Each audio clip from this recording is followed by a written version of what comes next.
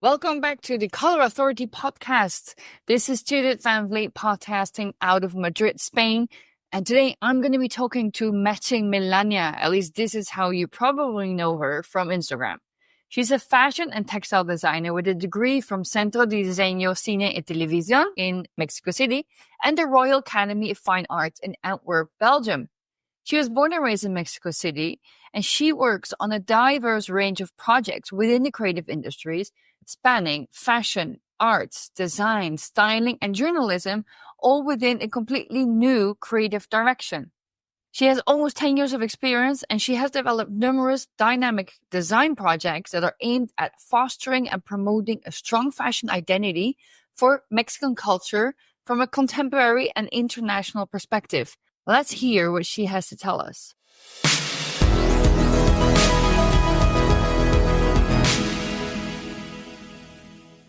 Good morning, Melania. Welcome to the Color Authority. I am super happy for you to be on my podcast. Thank you so much for inviting me. Thank you for having me. I'm so happy to be part of it. It's early morning in Mexico, but I can see you're already in your workplace, so you're already ready to get started. And what's the best moment of the day to start talking about color? Basically, I live surrounded by color, as you can see. So I don't know. I think I'm so used to see color, at any kind of hour of the day. I work a lot of, at night.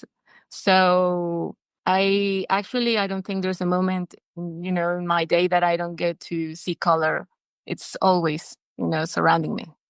I've had the same question since the beginning of the podcast. And obviously, because you, especially as you just said, you're surrounded by color each and every moment of your day. What is color to you, Melania? It's actually because of that. I think it's a very difficult question for me to answer because, color has become basically everything to me. I don't know if it's because, I'm a fashion designer or because, well, actually, no, because there are lots of designers that don't normally use color. But, to me, thinking as a fashion designer, you kind of have to find your own language. And I think color has become mine.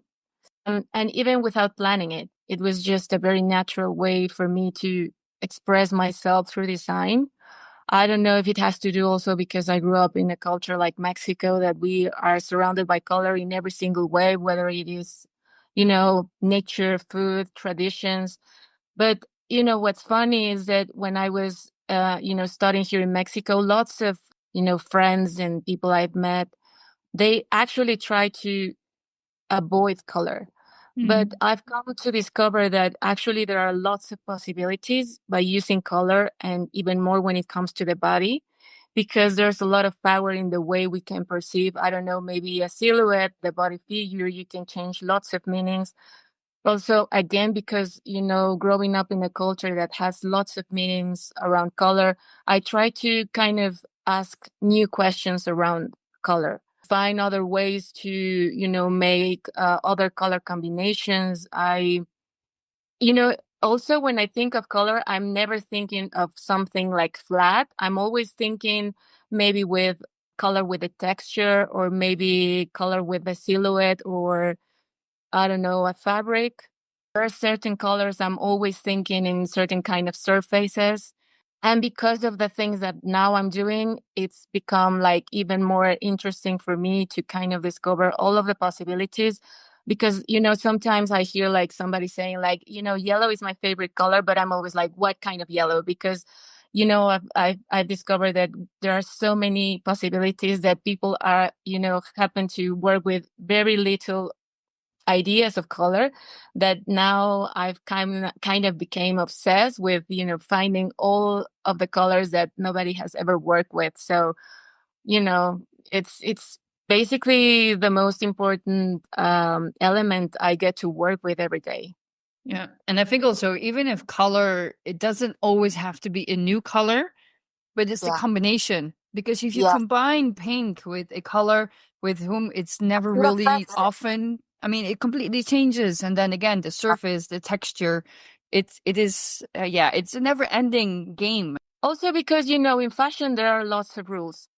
Hmm. You would think that when you're working in a creative industry like fashion, or even, that I'm related to arts or whatever, you get to imagine that, oh, you work with lots of color, you're very free to do that. But actually, there are lots of rules. And I do believe that it's okay to learn the rules, but, to break them. Because, Hmm. when I was working only with fashion people, they were always like, you can mix this color with this other because it's going to affect maybe the way you're going to look. You're going to look fatter, or you're going to look, tired or whatever. But the more I work with color, the more I think that, I totally forget about those things. I don't actually even care if a color affects my skin tone. I don't care if it makes me look like older or younger. I try to forget all of those things. And I think one of the things that gives you that permission is color, even beyond working with a certain silhouette or with a certain fabric. I think the real, I don't know, the most important element to, and probably the most powerful to change the whole perspective of something, it's actually color. Yeah, exactly. And I think that's also me working with so many brands. It's so important that you can change a complete product or a brand by just changing the color. That's how easy it is to work with color, but a lot of people are afraid of color. Just like you said, So many I people. don't like yellow or I don't like green. I'm like, yeah, but which one? And also not all greens are the same. Some may actually be very enjoyable for you. Yeah, also because, like you say, there are lots of meanings that, they are kind of attached to a certain culture. Hmm. And that's something I've been trying to kind of promote and trying to fight against at the same time, because whenever I propose something for, any kind of projects, they're always like, but, maybe this color people are going to relate it with blah, blah, blah, blah. So I try to, like you say, like, okay, when I say green, but you're not maybe thinking the same shade of green, or maybe if we can, mix it with this other color, it's going to look totally different. So, like you said, there are endless possibilities. It's It just so is. interesting. As long as people have an open mind, and I think that Yeah. is the most important Yeah. thing, and people need to try, Yeah. it's you can't say no in the beginning, no, just try, live it, because that's also, I think, important. Yeah. You need to live color. You need to feel how a certain color makes you feel on a given day. It's not making you feel good, change it, it's not a big Yeah. deal. That's actually something I also try to do with myself, because of course, when I started, there were so many things I was like, no, there's no way I'm going to wear that color. And it was when I just, started like, okay, but what if I maybe just try, And now I feel like, I feel so free to work with it, but there was this kind of very interesting process I went through so that I can, like I feel very different right now, but it's not that easy. Right now everybody looks at my work and it's, yeah, it's so colorful, but it wasn't that, it wasn't like this from the very beginning. So No, it, no, it this takes is time. exactly. I mean, it's now you've grown so much, but obviously it took a lot of effort to get Yeah. where you are right now. Can you tell us a little bit how you fell in love with fashion, which is not an easy market, exactly like you said. So how do you fall in love in fashion? You get all the rules, like you just said, and then you still have to find your own style and then also still become who you are today. I mean, it wasn't an easy journey, I imagine. No, and even less when, you grow up in a country like Mexico, because one of the things I've learned about, and that has actually helped me a lot, is to be honest, because this industry is pretty much about, it sells like a dream that when you get into the industry, it's just never like that. I fell, in love with fashion from a very young age. So there was no other option for me. I just, felt like I'm gonna give it a try because I don't see myself doing any other thing. But it was kind of very difficult, to grow up in a country that it's still very young in this kind of industries. When I started looking for a place like to study fashion, it was very, very difficult because the kind of direction that I wanted to have in fashion was not available in Mexico. The kind of things that I liked were never, the brands that I liked, I didn't find them in Mexico. So it was pretty much like imagining an industry that I didn't know if it was going to be the way I imagined it. I'm like that. I like, okay, let's just try. Of course, one of the most important things, and I have to say, is that I had lots of support from my family from the very beginning. So I always felt like, okay, I'm not alone in this kind of journey. But, one of the most beautiful things at the same time from, growing up in a place that has not such a big tradition as European countries in this industries is that I also got to kind of create my own version of fashion in a very wild way, let's say. So I think that you can see that in my work. Like it's a very free version of fashion. I get to have fun, still. So and I never grew up surrounded by this kind of industry that has lots of rules and everything. So I kind of was able to find my own journey, to have lots of freedom, kind of creating my identity. As I started discovering fashion through magazines, I think like many other people, Yeah. and it was a very visual way to kind of get close to this industry. And I started, googling literally the names that I saw on the magazines, and trying to understand from my own point of view what was going on, and reading all of this, the critics around any collections, and so it was a very, I think, a very innocent way to get into this industry. And of course, as I started growing up, and I literally took any job opportunity that people gave me, so I started working in magazines because that is also one of the things that work the most in Mexico, and doing styling and working, for free actually. Yeah. But that helped me a lot. Internships. Yeah, that helped me a lot to kind of convince myself that, that was exactly what I wanted to do. And of course, when I started, studying in a formal way in Mexico, I kind of found out that there were so many things that we didn't have, you know, because the vision of fashion in Mexico has to do with business. Right. Because, there are many brands that come to Mexico.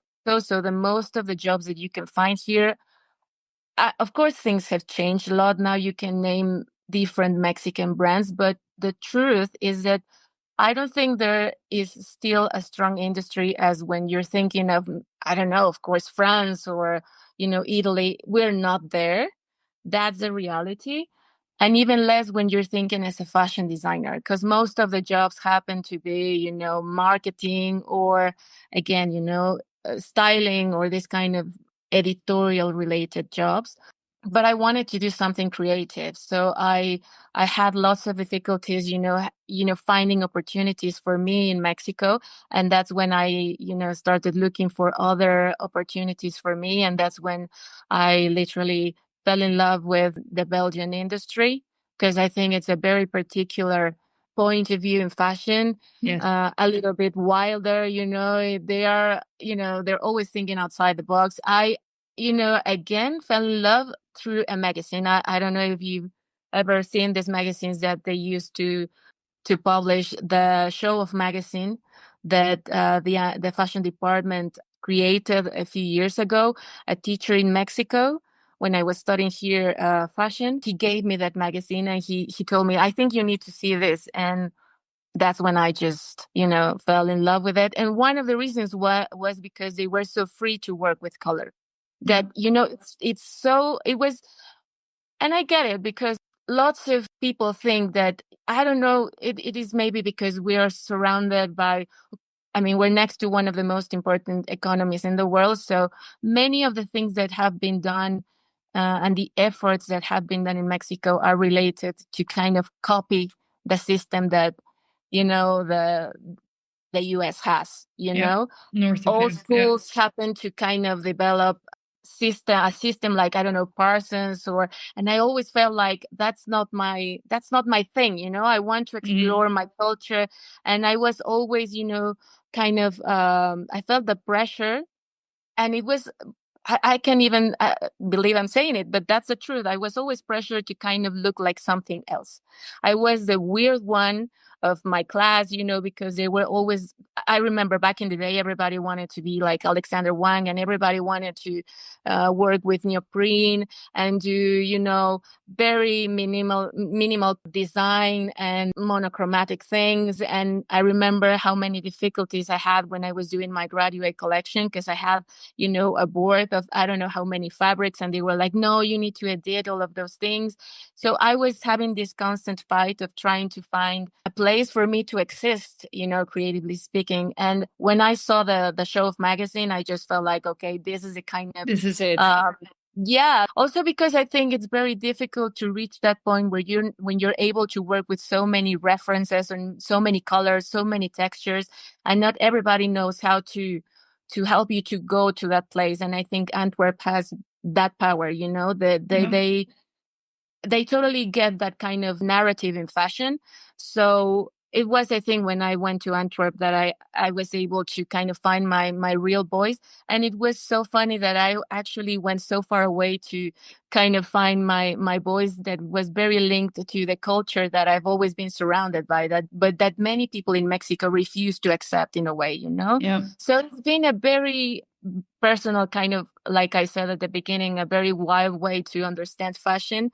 But I like that because I think the more authentic you are, whether it's sooner or later, it's going to find, the audience is going to connect with a certain audience. Yeah, I actually don't know if I can actually say like I've already find like the final way of how my work is going to look. I always think I'm evolving, so I don't know. It's probably because, like I said, Mexican society is still we're still very divided in this kind of matters. In Mexico, you kind of have to sort of have money to be part of a fashion industry. It is really, Yeah. seen like that. And I'm trying to fight against that, because one of the ways that I think fashion is going to work for our culture is when it's going to be open for everybody. Exactly. But I think that is the case with a lot of products. Just generally, Yeah, I think this exclusivity, I don't know, it's a bit in the past, honestly speaking. I think there needs to be more diversity, there needs to be more inclusivity. yeah, And I think actually you were in one of those countries, studying in one of those countries where that could be at the base. I mean, Belgium, it's a different country than my home country, although a lot of people think it's very similar. It's not. yeah. But it's interesting that you went all the way to Belgium, as you said, to find in the end or to confirm your Yeah. style, because it feels like more it was confirming who you are, where you come from, what is your authenticity. I think authenticity, by the way, if everybody would just be authentic, I mean that you are original as well. What were the lessons that you came back to Mexico with from Belgium? So you went to Belgium, you studied there. What were those big lessons that you said that's changed? Not just the style and being able to be yourself, but also perhaps other lessons that you took in your work. One of the I Belgium is a before and after in my work, Hmm. literally. Because I think one of the most difficult things growing up in Mexico is that we have lots of, like I said before, influences from bigger cultures or what we think are bigger cultures than ours. And we keep on kind of trying to, let's say, copy what others are doing because we think that's what's valid. And even more when it comes to the creative industries. So what Antwerp gave me, and the most important thing for me, was to discover the power of being you. I wasn't never ever allowed to say or to kind of mix my work with someone else's work. From every single thing, every single creative process, we had to show that every single step was made entirely by us. You could never use an image from anybody else, and that was something I was not used to. In Mexico, you have all of this, kind of influences, and we're always looking at the outside. So it was the very first time that I started looking, you know, on the inside, to kind of ask myself questions of, what do I feel or what do I think about this certain topic. I was finally able to say, like, this is the things that worry me, that I'm afraid of. This is the kind of things that I'm happy about, and what am I going to do with that? So I kind of started to find my inner voice that I was never able to use before, and I never felt empowered enough to use it. I was always trying to go with the topics that were kind of trending. And it was the very first time that I felt that it was important to say what you were really into, and to kind of accept yourself, because there's actually lots of beauty into saying, like, okay, this is a very bright side of me, but there's also a very dark side of me that actually it could be beautiful to work in, to kind of to use it as a narrative in design, because Yeah. Antwerp, I think one of the most beautiful things that Antwerp has given to the fashion industry is the possibility to speak other languages, in terms that you're not, because before Antwerp, I think the whole fashion industry was very interested into the aesthetic version of it. You had all of this beauty, kind of very feminine narratives, and Antwerp gave the world this kind of very dark, twisted stories of, okay, there's actually darkness, there's actually pain, there's these very difficult moments we all go through, and there's actually beauty in it. It's actually even a need as a human being to be able to speak that from that part of you. And growing up in a very complex culture like Mexico, it was like it was like a relief for me to know that, yes, I'm actually, you've come to Mexico City before, Yeah. and there's a very bright side, but there are actually lots of troubles too. We're also, I grew up in a culture that has these beautiful traditions, and we work with color, but we also talk lots about death, and there's violence. And I also felt the need of, speaking from that point of view. And one of the things it's very fun to talk about this with you, because one of the things I came up to discover is that what they were most interested in my work was with color. I Yeah. never knew I had lots of possibilities, that actually color was going to become one of the most important features in my work. But I came to discover that in Antwerp, because, I remember these kids coming up from these countries that I looked up, like, oh my God, they do everything perfect, like, Germany, or I don't know, France or whatever. And all of a sudden they were coming up, because there was never, before me, there was never a student from Mexico. So it was like very, for them, it You was, were fresh energy. You were, I yeah, mean, and they didn't know what to do with me at the very beginning. They were like, what were you talking about these things? Because they have this kind of cliches in their minds of what everybody thinks Mexico, or what a Mexican yeah. should look like or should work with.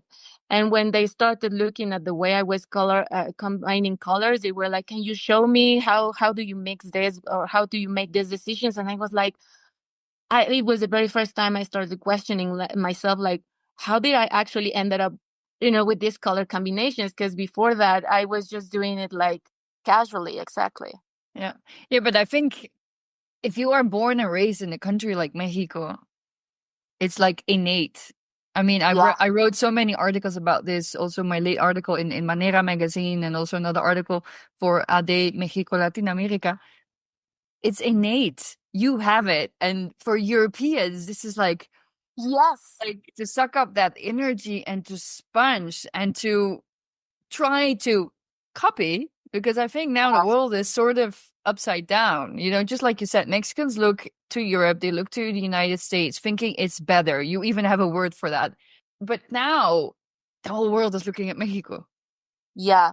It's I mean, it was good. It was nice for you also to be then in Belgium and be that, perhaps new energy, and to be that special girl, that does things differently. And it reinforced what you're doing today, because what you do today, as you say, you use yourself.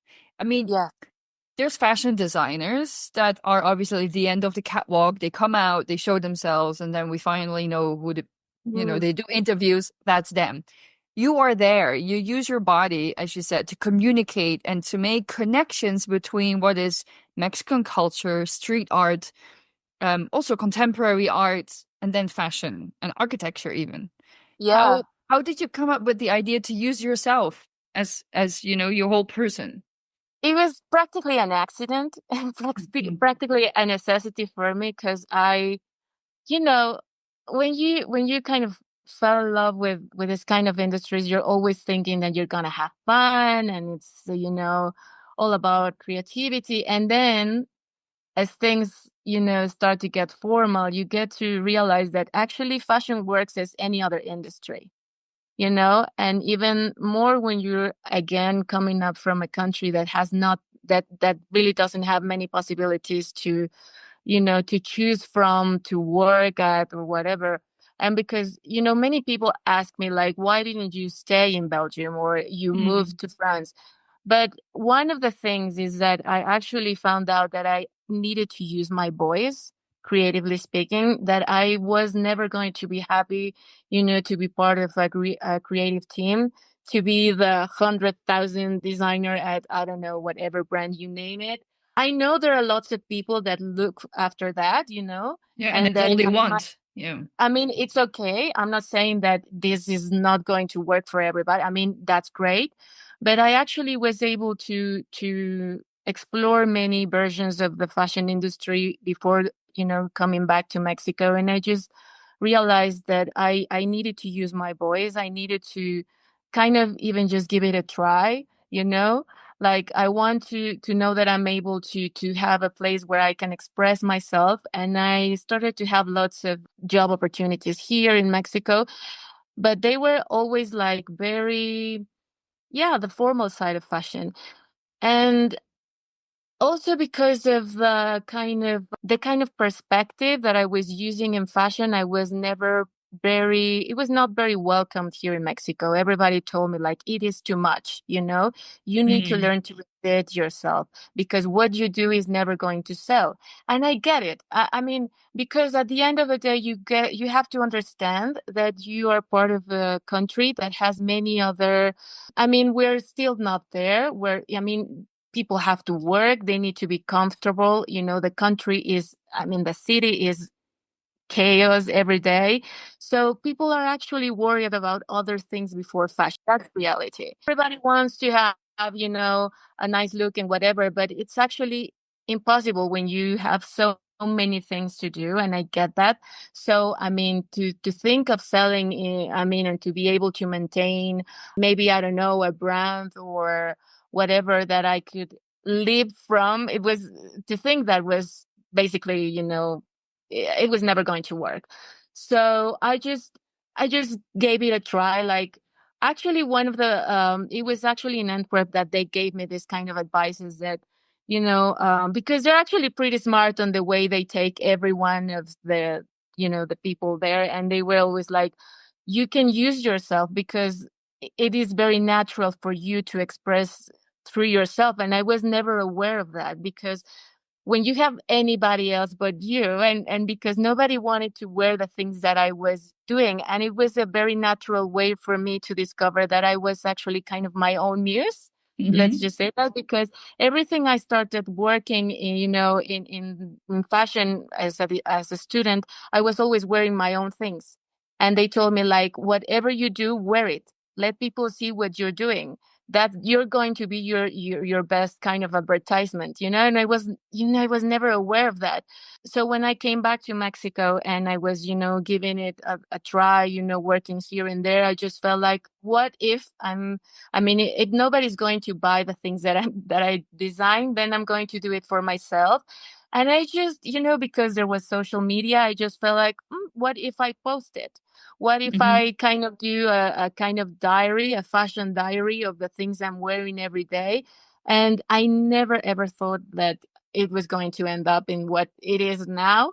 Yeah. But it was a very kind of, like I said, a very accidental way to discover that I was, yeah, my own muse. I don't even think Yeah, like that. Muse. Yeah, Yeah. it's kind of, Well, it's so, the closest way to explain it. Yeah, you're your yeah. own. I mean, you bring your own expressions throughout yourself, not necessarily a model or an advertising. Yeah, yeah, yeah. That's how it just came up to become what it is right now, what you see on Instagram.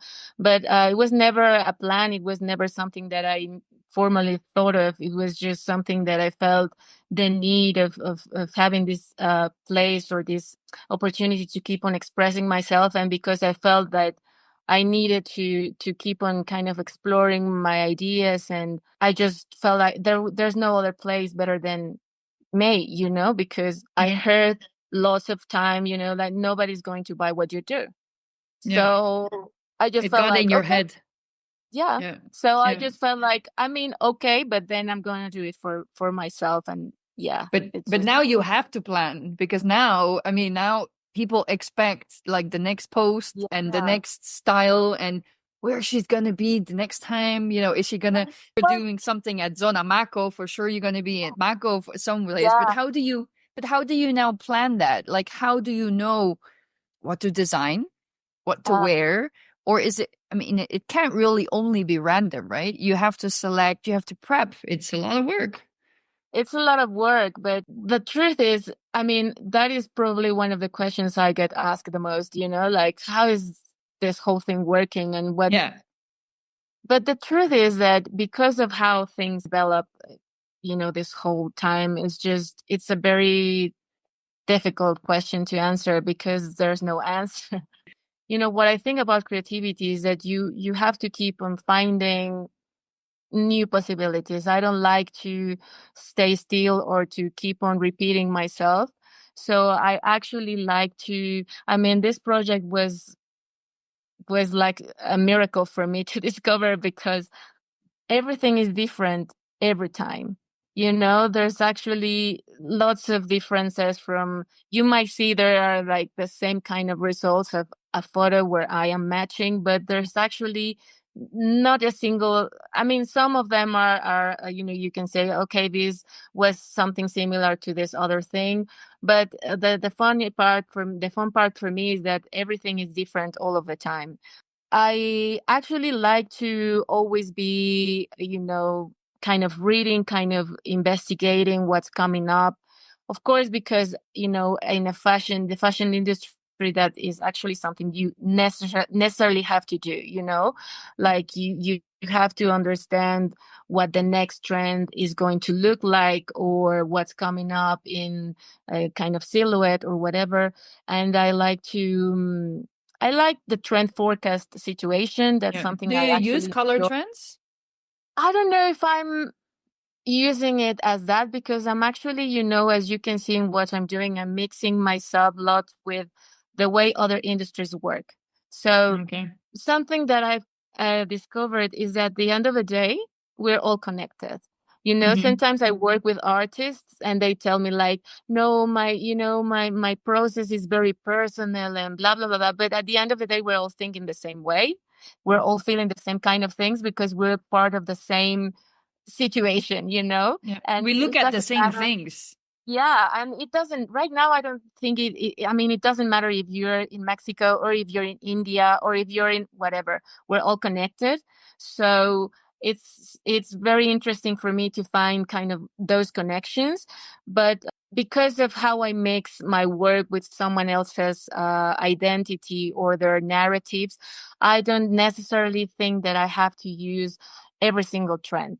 Right. I don't feel that I have to and that's actually one of the most beautiful things for me about this project is that it's way more, I mean, it's so free for me to work from this perspective. And I feel very, very happy to be able to explore colors or silhouettes that in the fashion industry, it would have never worked, because sometimes it actually, an outfit looks terrible, but really terrible, or the fabric is just, I mean, you would even be able to wear that. I have so many clothes that you can actually wear that for real because it might be a fabric that I don't know, it's kind of transparent, or it's not even a fabric for real. I actually been able to explore so many other surfaces. Sometimes I embroider things that don't happen to be part of, I mean, you would never ever even think to put that in a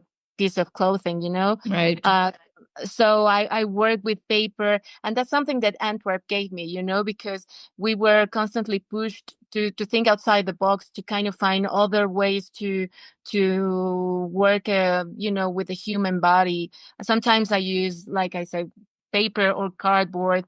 From the very first collection I did, I used building materials. I use this kind of wire that they use for electricity, Hmm. and I made an embroidery with it.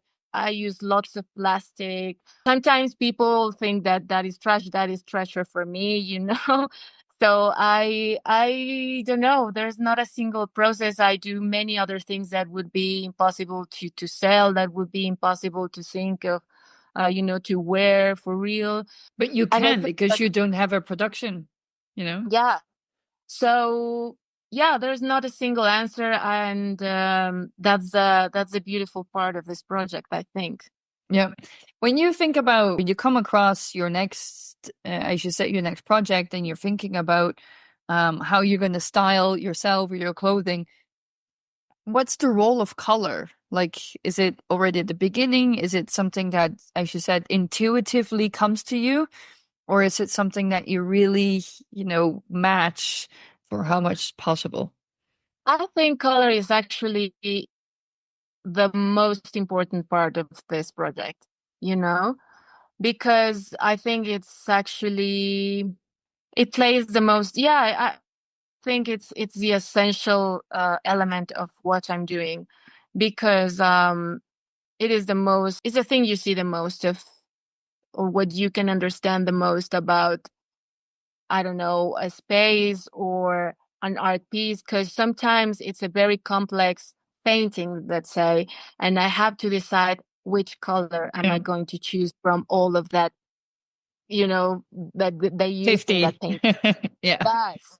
And I kind of have to look at it for long, so that I can understand, like, okay, maybe if I place myself from this perspective, it's this color that I think is the most important. But if I look it from this other perspective, is this whole different story. And it's even, when it comes to architecture, is the same. And also because I think I don't know, let's say it's the most important visual element when you're also creating, photography in that sense. Because also, I mean, because of the amount of things, I mean, I'll be honest, because of the amount of things that I'm constantly working it with, I don't have lots of time to build many things as I would No, like of to course. create different silhouettes. And so I think color has that power to change the whole situation of what I'm doing. So something I like to do, because lots of people tell me, like, how is this working, or how do you make these decisions? And because I'm working on social media, people think that I'm always there, but I actually Yeah. like to experience color and, maybe a painting or a sculpture outside of from looking at, the Digital screen. life. Yeah. Yeah, I like to go to maybe an exhibition before I'm going to make a match or whatever, because the way you appreciate color is totally different from the way you're going to end up with a result or whatever. And sometimes when I'm not able to do that, and when I plan whatever outfit, it just doesn't work, because you have to see it. That's with To kind color. of, You still have to see yeah, it. Yeah. yeah, for me is the most important thing. Also because, color, like we said at the very beginning, changes a lot when it has, for example, I actually started this project with street art. Hmm. And street art has lots of difficulties, because of course the lighting changes, like, during the whole day, so you don't know when that artist took a photo of their work. You don't know exactly at what hour they took it. So I actually, when I do this kind of scouting of street art, I have to look at the same exact hour, try to go on the same hour, at the same hour. But sometimes, I mean, that even it's a whole different story from a day to the other. Yep. So yeah, I mean, I think color is the most important element in every single way, in every single thing I do, you know. And And how because, you for live. example, even when it comes to fashion and the things I'm doing, working with fabrics, it's not the same thing to work with a color in, maybe in wool, than in something in patent leather, or, something that has kind of silk or whatever. It's the most important thing to consider for me. Yeah. You also work with big brands, of course, that have their brands, they have their strategy, they have their vision. How do you keep your personal vision, which is very strong in your case, particularly? How do you keep that in the project? Or how do you make sure you're not overwhelmed by what is somebody else's Yeah. strategy in a project? What's been very beautiful is that because of how different this project has, the difference that it has, when you kind of compare to other creators. I've been very lucky to have that respect from these brands that I never ever thought I would have. But they normally are very open with what I'm doing, and they normally tell me like, this is the strategy we have, but we know that you're doing something different, so we want to hear something from you, like what kind of feedback or what kind of things you would propose. And that has been very beautiful because I feel that made me feel very empowered that, there are other brands that sometimes come and they have their very clear vision of what they do. And now I know that I have the power of saying, I'm not going to be part of this because we're never going to match. Hmm. But I think it's very important to get to understand the language of the things you're doing. I think that might be one of the most difficult things to do as a creative, because to defend your point of view, to work with these very big brands, like you say, is always a challenge. But I like that. I like the challenge of, mixing my language, not even with brands, but also with artists that normally happen to have a very particular point of view, or with designers or with architects. I've been very lucky that this project has been very particular for them, and normally I have lots of freedom. They are normally very, open-minded to get to hear what I want to do or what's my point of view. I have lots of support right now from the creative community. Right now I don't have many difficulties in that sense. Yeah, so I think it's a bit of learning how to respect who you are, but also get to understand. I normally do lots of investigation of what the brand values are. I Yeah. normally try to look after the kind of posts or the kind of products they sell, if it's going to match the kind of colors that I use.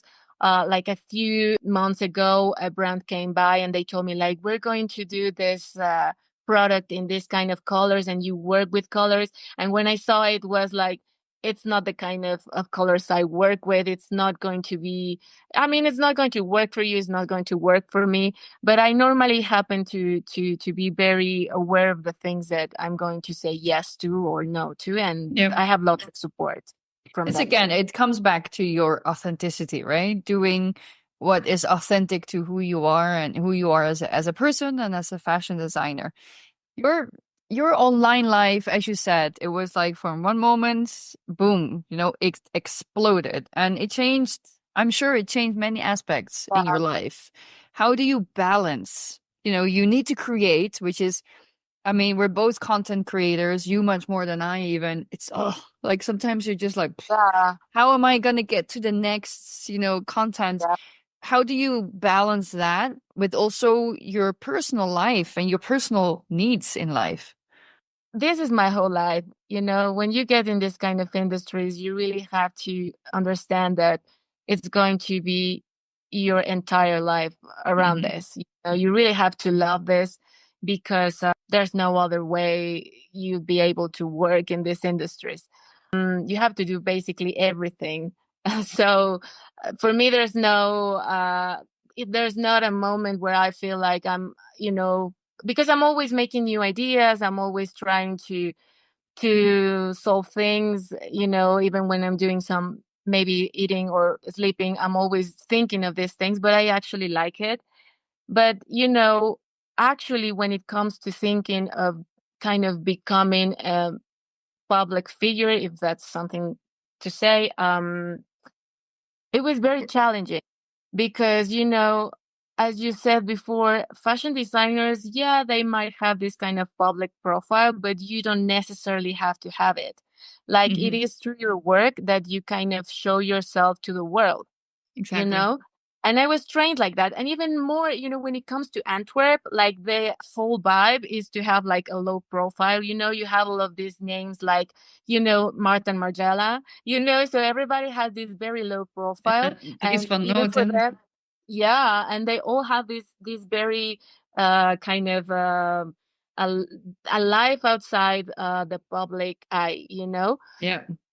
And I don't know if you can even imagine that, but I actually like that. I happen to have a very private lifestyle. I like to share what I do, and even more because I've seen that it actually, I mean, I get to receive lots of beautiful messages from people. One of the reasons why I've maintained myself in this project is because I think that there's a very big need in Mexico to promote this kind of industries. And I really get lots of motivation from people hearing their stories. Sometimes I get messages from people telling me that they had a loss or many stories, and that what I do, makes them feel better or whatever. And, I get to hear lots of kids telling me that they want to study fashion because they see what I do. Yeah. And this kind of things, really get me because I was one of them one day. I never Yeah. found someone closely, like, growing up in a place that we don't have many people, related to these industries. You're So inspiring like, people. yeah, it's beautiful to know that you're able Yeah. to inspire people. It's been very difficult for me to kind of maintain myself in that sense, because sometimes, of course, when I'm, at a museum or this kind of places where I can find the people that follows me, they come and they ask me for a Yeah. photo, and I'm like, wait a minute, like I don't even know how to react or Yeah. what to do, because I was never trained for that. I was Yeah. never intended to have this kind of public profile. And now I'm like a bit more used to kind of have interviews and to give my point of view on whatever. But I normally just do what I have to do. I see this as work, but I actually have a very private lifestyle. I like to I spend most of the time alone. Literally, I like to go to museums alone. I work most of the time alone. So I kind of try to find a balance between the things that I feel comfortable with, and the things I have to do because of this project. And I think to find that balance has been very important, and that Hmm. has been able, has given me the opportunity to maintain myself kind of in a good way, or in a positive way, to keep on going with this project. Because, and yes, of course, there's a lot of pressure. You see all of these trends, these scores, these fads that comes up, being part of social media. There's a lot of pressure, and you kind of, because at the end of the day, I work with a brand, and they kind of put myself next to a creator that I get to, I sometimes I'm like, I have nothing to do with these people. They're all the same, and I'm completely different to Different. them, so I feel so out of place, normally. But that I also think, I like to see on the bright side that this is the only project they're, considering for this kind of campaigns, or, that they're also giving an opportunity to a person that it's so different to this kind of people or whatever. So I try to look at the bright side of things, because I actually enjoy a lot. And I think that I've been very lucky to be able to find a thing that I started doing because of the love that I have for creativity, for fashion, for design, and to get paid for it is just amazing, Yeah. So I think it's a bit of everything. And I've always said that the moment I don't feel that I want to keep on doing this, I'm You stop. 100% to stop it. I don't feel that pressure. I work in many other things. I still work in editorial. I'm able to do other things. So I don't feel the pressure of staying here for forever. Let's just say. No, no, as long as you're having fun and you're enjoying it, this is obviously Yeah, where you're supposed to be. yeah. Thank you so much for sharing your joy, your energy, and obviously you're an inspiration for so many out there. So I think that's already on the positive side, as you said. So thank you also so much for sharing your story with the Color Authority. Thank you so much. I really, I feel so honored to be part of this podcast. Thank you for giving me the opportunity to share what I do. And I hope people gets inspired by these things we were talking. Thank you for listening to another podcast of the Color Authority. I hope you enjoyed it. Please rate, comment, and feedback the show. This is now a beautiful option on most podcast directories. So let us know what you think. And next month, we will come back to you with another colorful episode.